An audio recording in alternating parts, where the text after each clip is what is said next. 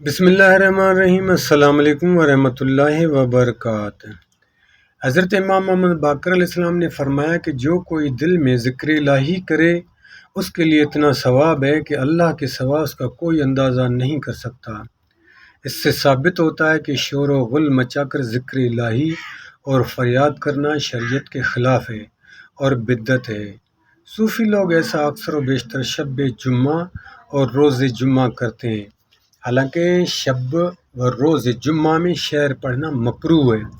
اگر اس قسم کے لوگوں سے کہا جاتا ہے کہ تم ایسا عمل کیوں کرتے ہو تو کہتے ہیں ہمیں قرب حاصل ہوتا ہے۔ ایسی ناشائستہ حرکتوں کو صوفیہ حال کہتے ہیں۔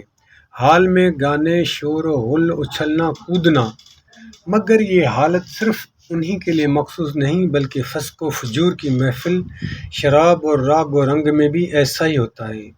حال کی حالت مکاری سے اپنے آپ کو اس طرح گراتے ہیں تاکہ چوٹ نہ لگنے پائے، اس طرح سے فریب کرتے ہیں کہ ظاہراً دنیاوی لذت مثلا گوشت وغیرہ چھوڑ دیتے ہیں، اور حبس نفس کرتے ہیں جس سے دماغ کمزور ہو جاتا ہے، جو مقوی غذا اور ادویات سے دور ہو سکتا ہے۔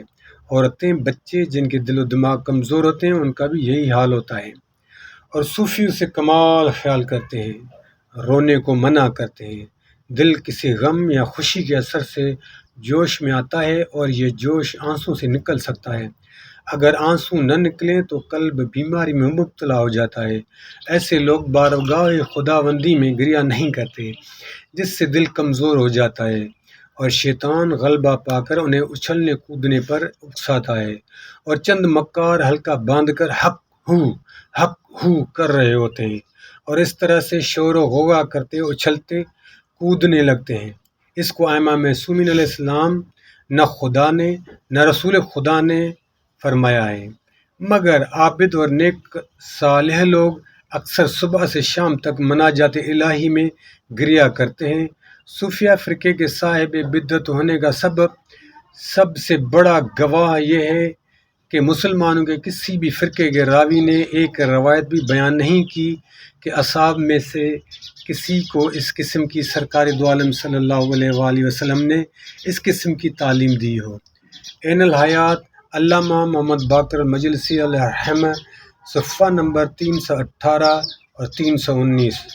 السلام علیکم ورحمۃ اللہ وبرکاتہ۔